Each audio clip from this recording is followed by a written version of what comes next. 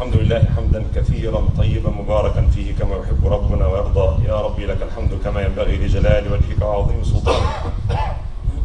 أشهد أن لا إله إلا الله وحده لا شريك له، وأشهد أن محمدا عبده ورسوله وصفيه من خلقه وخليله، بلغ الرسالة وأدى الأمانة ونصح الأمة وكشف الله به الغمة وجاهد في سبيل ربه حتى أتاه اليقين. اللهم اجزه عنا وعن والدينا وعن الإسلام والمسلمين خير ما جازيت به نبيا عن قومه ورسولا عن أمته. اللهم أحينا على سنته وتوفنا على ملته وأوردنا حوضه واسقنا من يده الشريفة شربة هنيئة لا نظمأ بعدها أبدا. ثم أما بعد, my dear respected brothers and sisters, this Jum'ah is the last Jum'ah in the Islamic year. Inshallah, this upcoming Tuesday will mark the beginning of the new year in the Islamic calendar. And it's always good to talk about the Hijra of the Prophet ﷺ as one of the perhaps most significant events that happened in the life of the Prophet ﷺ. That's why Muslims in the time of Umar radiallahu anhu decided to choose Hijra as the event that marks the beginning of the Islamic calendar. So we say before Hijra and after Hijra, the Hijri calendar. Few points. Of course, we cannot cover everything, but I assume we know the story. The Prophet ﷺ was preaching Islam when he was 40. For 3 years, he invited only his close friends, relatives, people that he thought that they will convert to Islam. And after 3 years, he openly, ﷺ, invited people to Islam for 10 years. So the total number of years that he spent in Mecca were 13. 3 of them private invitation, and then the public invitation to Islam came when he ﷺ stood up at the mountain of As-Safa and he called all people that I want to talk to you. I am the messenger of Allah subhanahu wa ta'ala to all of you. He declared Islam to the entire humanity, not only to the people of Quraysh from present day. And from this moment, problems happened, challenges came in the way of the Prophet ﷺ. He's inviting his people to the Tawheed of Allah subhanahu wa ta'ala, to the divine guidance, but in return they accused him of being insane and a magician, crazy, and so on and so forth. These 10 years he spent in Mecca were not fun, full of challenges and problems. And he ﷺ was very persistent in inviting people to Allah subhanahu wa ta'ala, ordering his few followers not to respond to any violence or persecution. Just be patient. The mission was clear: invite people to Allah subhanahu wa ta'ala. However, the Hijrah did not just came all of a sudden, an idea that came to the Prophet, let's go to Medina. It didn't happen like this. All prophets were required to stay with their people. And the only prophet that we know, he did not do that, and he left his people without getting a permission from Allah subhanahu wa ta'ala, was Yunus alayhi salam, and he was blamed for that. He said to his people that you are going to be punished by Allah, and he left the community, and then Allah subhanahu wa ta'ala blamed him for that. We know the story of Yunus alayhi salam. And Rasulullah sallallahu alayhi wa sallam had no intention to leave Mecca. It was until the command of Allah subhanahu wa ta'ala came, and he saw a dream that he is in a place full of palm trees between two Hijras, which are dark stone places. That is Medina. And before that, 3 years before the Hijrah, after 7 years of inviting people to Allah subhanahu wa ta'ala, he, as usual, he used the season of Hajj to talk to different tribes, to invite them to Islam, and more importantly, or specifically, he was asking or seeking protection. Sallallahu alayhi wa sallam. Protection to do what? To invite people to Islam. The only request he had from the people of Quraysh is that if you don't want to believe, if you don't want to follow me, fine, but give me the freedom of speech. I want to go and invite people to Allah. I want to convey the message of Allah to people. So give me the freedom to do that. They refused. There was no freedom of speech. And we all know how badly they tortured his followers, killed many of them, and forced others to migrate to Abyssinia. Why Abyssinia? Because the Prophet said that there is a Christian king who was just and fair, that nobody would be wrong under his authority. So go to Abyssinia. Some stayed in Mecca, some went to Abyssinia, some hid their Islam, they converted but did not announce this. It was a very tough time. That was until the Prophet ﷺ 1 year was inviting people to Islam, and he's asking the leaders of the tribes to give him protection, called jiwar. The Arabic culture, one of these leaders of tribes said that this person is in my jiwar, in my protection, then nobody should touch him, and everybody should respect this jiwar. Now here we have the Prophet of Allah, the most beloved one to Allah subhanahu wa ta'ala, spending all these 7 years asking the leaders of the tribe to give him protection. And nobody wants to give him protection. It was difficult, it was tough. Giving Muhammad protection means that the tribe that gives him protection means that they will have very tense relationship with the people of Quraysh. Nobody wants to take this risk. When he went to Al-Ta'if, came back to Mecca, he was not able even to enter Mecca until someone gave him the jiwar. Mut'am ibn Adi. Rasulullah goes back to Mecca under the protection of an unbeliever or idol worshipper, pagan Arab.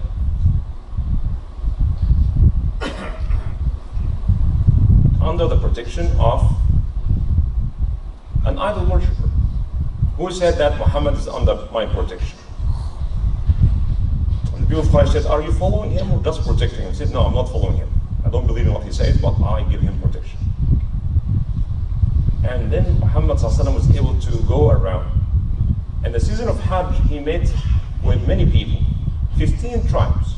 None of them were willing to give him protection, sallallahu alayhi wa sallam. Until he met with these young people from Yathrib, from Medina, who came to make Hajj, and the Prophet said, can I talk to you? He said, of course. And he talked to them about Islam. And they said, Wallahi, no one is in desperate need to this message than us in Yathrib, because civil war is destroying everyone. Civil war between Khazraj and Aus. And they said that what you say makes a lot of sense. Why don't you come to Medina? About 7 young people. And he said, let's come back next year. I want to see you next year. And they came next year for Hajj, and they brought other elders with them. And they met with the Prophet ﷺ. And they said to him that, send with us someone who can teach us Islam. Medina is full of good people. And he sent with them Mus'ab ibn Umayr, known as the first ambassador of Islam. This young man grew up very spoiled, very rich family, and Rasulullah ﷺ chose him after he converted to Islam to go to Al-Medina in 1 year only. The majority of the people of Medina were either aware of Islam or converted to Islam. A young man spread Islam, prepared Medina for the Hijra of the Prophet ﷺ. And one interesting situation happened when Mus'ab ibn Umayr was teaching people Islam. And the leader of Al-Aws, Sa'd ibn Mu'adh, who was also a young man, great leader, tall, big, handsome, respected by everybody in his tribe.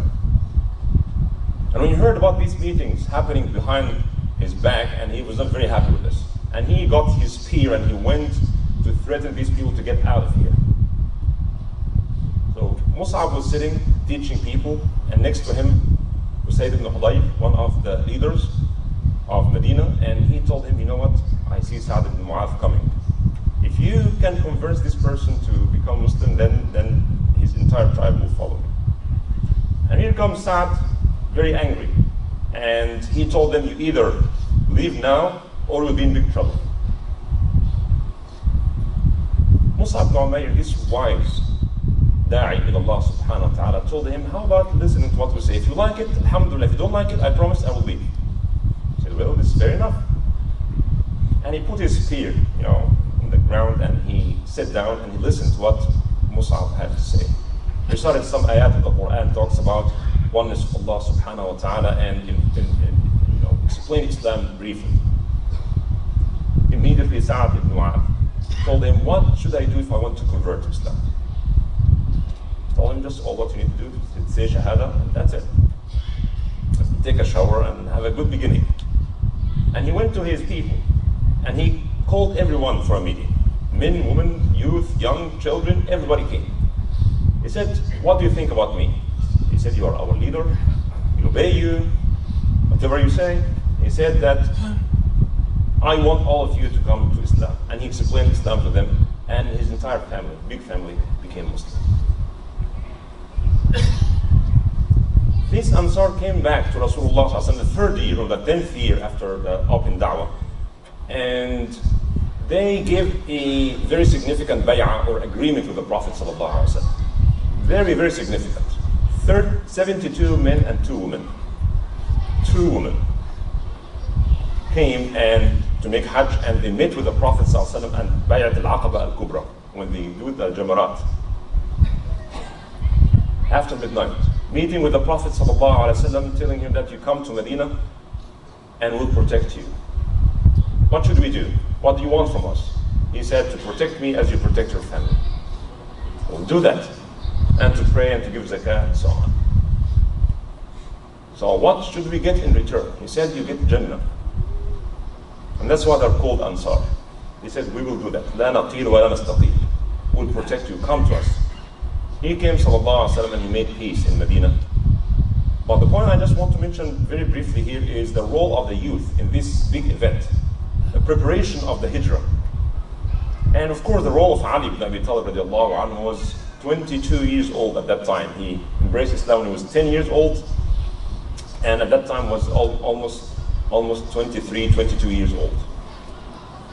When he slept in the bed of the Prophet sallallahu alaihi wasallam to distract the people of Quraysh from killing him, who intended to kill him sallallahu alaihi wasallam. When Rasulullah started preaching Islam, the age of Abu Bakr was 38 years old. He's 2 years older than the Prophet, younger than the Prophet sallallahu alaihi wasallam. Umar was 27. Ali in the time of Hijra was 22, 23. Mus'ab ibn Umayr was around this age. Sa'ad ibn Mu'adh was around this age. And these are the people who carried this message of Islam, protected the Prophet ﷺ, and committed themselves to this message. They committed themselves to this message. Were very sincere, very honest. And that's why Allah subhanahu wa ta'ala praised them. So, it is the youth who surrounded the Prophet ﷺ, protected him, supported him, and they served this message even after the death of the Prophet ﷺ. They took it to the entire world. That's why we have to, when we think about our youth, we think about the leaders of the future. And Rasulullah ﷺ did not only preach Islam to them, give them some nice lectures, good speeches to entertain them. It was not like that. It was leading by example, nurturing them spiritually, intellectually, and physically and socially. Watching them every day, sallallahu alaihi wasallam, praying with them every day. They look up to him as a role model. Preaching is easy. Giving nice talks is not that difficult. But raising a generation with certain values, preparing them to lead the human civilization in all aspects, to take this message to the entire world, to follow the teaching of the Prophet ﷺ and to be best examples to other nations. That is a very difficult task. And that's what Rasulullah ﷺ did when he went to Medina and he built this strong community based on unity, brotherhood. Praying with them, eating with them, leading them, answering their questions, spending good time with them. That was a difficult task, but he was extremely successful, sallallahu alaihi wasallam, in doing that. So this is what we need to think about when we think about youth programs. Not only preaching, but to answer their questions. Because our youth have tons of questions, and sometimes they feel embarrassed to ask these questions, and they may seek answer from others. This is what we need to provide. We need to provide programs for our youth that really give them the opportunity to ask questions, to engage in these highly intellectual discussions, to to be proud of their Islam, to be able to invite others to Islam or to answer questions about Islam. Not only just to hide or to feel embarrassed to talk about anything that has to do with religion. The Prophet ﷺ prepared this or nurtured this generation that was willing to talk to the entire world, very confident with their Islam. They don't have two personalities, one at home and one in the society. They're engaged with the society. They are very strong in their faith, very flexible, very nice to other people. In fact, if you look at the Hijra of the Prophet again, you will find out that many non-Muslims actually were part of this process. We know all the story when the Prophet ﷺ went with Abu Bakr. They hired a guide. They hired a guide, and this guide was not Muslim.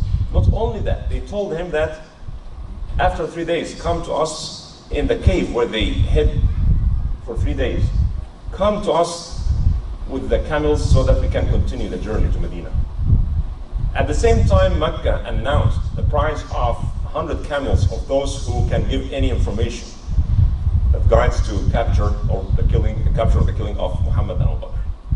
And this guy was not Muslim. Hadith in Bukhari says, كَانَ عَلَى دِينِ قَوْمِهِ. He's following the religion of his people. But was a trustworthy person. And the Prophet and Abu Bakr trusted this non-Muslim, kafir or mushrik, whatever name you want to give to him. He knows exactly where they are. And he came on time. And he gave them guidance to Al-Medina. Another person with the name of Ibn ad-Dughunna. He saw Abu Bakr as-Siddiq radiallahu anhu, that was before the Hijrah, who wanted to go to Abyssinia. Hadith in Bukhari also. He was sitting out for Hijrah and he saw Abu Bakr. Where are you going, Abu Bakr? He said, I cannot worship Allah in this place, Mecca. I have to go somewhere else where I can freely worship Allah subhanahu wa ta'ala. And this person was a leader of a tribe called Qara. Told him, no. You are not a person who should leave or be driven out of his homeland.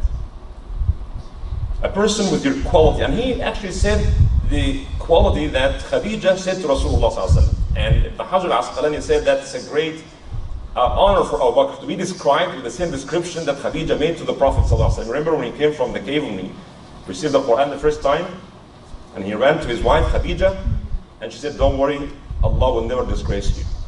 Because you are a person who's kind to his neighbor, generous to his guests.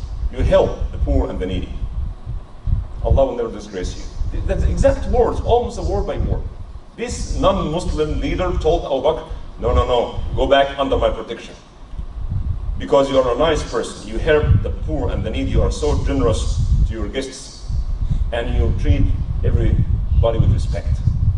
That was Abu Bakr even before Islam. He was known as a person who was so generous. The contribution of Abu Bakr to the society was well known, well documented. It's beyond question. And similarly, our value as American citizens relies on the fact not on how many times we pray, but also in the eyes of the people in how much we contribute. All these questions about American Muslims, Islam, a stranger religion, or Muslims are like have no loyalty to the country. The only response is, the most effective response is to contribute, to do more, to serve more. We need to actually educate our youth, our children, that it's part of our religion to contribute and to give and to serve, not only to take and accumulate wealth and benefits from society and giving nothing in return. And Abu Bakr actually went back to Mecca under the protection of this person. Told him, no, you should not be treated like this. A person like you should not be treated like this. Brothers and sisters, there are plenty of things that we can learn from the Hijrah of the Prophet sallallahu alaihi wa alihi wa ashabihi ajma'in. Time is limited, but final thought on the comparison between Hijrah and Isra and Mi'raj. We know all that Allah took Muhammad sallallahu alaihi wasallam from Mecca to Jerusalem, to the seventh heaven, and came back at the same night. But this was not the case. When Rasulullah sallallahu alaihi wasallam was ordered to leave Mecca to Medina, Allah could have taken him in no time. Send the Buraq, Then Jibreel take him from Mecca to Medina in a very comfortable and easy trip to Medina. But that was not the case. Rasulullah ﷺ suffered like all prophets, if not more. And he used to remember that. When people abuse him, he used to say that, may Allah have mercy on my brother Musa. He had been mistreated much more than this, and he was patient. And Allah told him, فَاصْبِرْ لِحُكْمِ رَبِّكَ, be patient.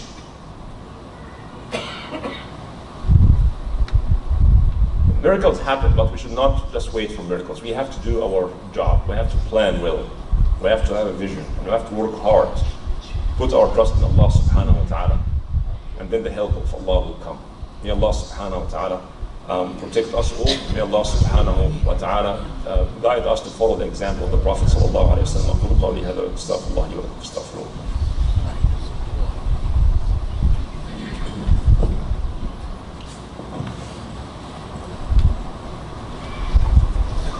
الحمد لله رب العالمين والصلاة والسلام على أشرف الخلق والمرسلين سيدنا محمد وعلى آله وأصحابه أجمعين. إن الله وملائكته يصلون على النبي يا أيها الذين آمنوا صلوا عليه وسلموا تسليما. اللهم صل على محمد وعلى آل محمد كما صليت على إبراهيم وعلى آل إبراهيم وبارك على محمد وعلى آل محمد كما باركت على إبراهيم وعلى آل إبراهيم في العالمين إنك حميد مجيد. Just before I conclude, just another reminder of the youth program that we will start inshallah by the end of this month. Mainly for high school students, boys and girls. This is something that we are thinking and working very hard to start in this fall, where we have these meetings that not only focused on educational programs, but also have spiritual and fun activities and life skills workshops and building social networks. So inshallah, the program is very comprehensive, and again, we want to give our youth this space where they can come and talk and ask questions and have meaningful discussion. And the goal is to prepare them to go to college with this confidence, with knowledge, to be able to interact with others with confidence. So inshallah, this program will start soon. We need your support. If you or your children are in high school age, inshallah, once we open the door for registration, please register. It's going to be Friday night, but we'll have also so many other activities in different times and places. But the main meeting will be Friday evening, inshallah subhanahu wa ta'ala. اللهم إنا نسألك الهدى والتقى والعفاف والغنى. اللهم إنا نسألك رزقا طيبا وعملا متقبلا. اللهم اصلح لنا ديننا الذي هو عصمة أمرنا، وأصلح لنا دنيانا التي فيها معاشنا، وأصلح لنا آخرتنا التي إليها معادنا. اللهم اجعل الحياة زيادة لنا في كل خير، واجعل الموت راحة لنا من كل شر. يا حي يا قيوم برحمتك نستغيث، وأصلح لنا شأننا كله. اللهم لا تكلنا إلى أنفسنا طرفة عين ولا إلى أحد من الناس يا رب العالمين. اللهم انصر الإسلام وعز المسلمين. اللهم انصر دينك وكتابك وعبادك الصالحين. اللهم اشفنا واشف مرضانا ومرضى المسلمين، وارحم موتانا وموتى المسلمين برحمتك يا أرحم الراحمين. وصلى الله على سيدنا محمد وعلى آله وصحبه وسلم. الصلاة.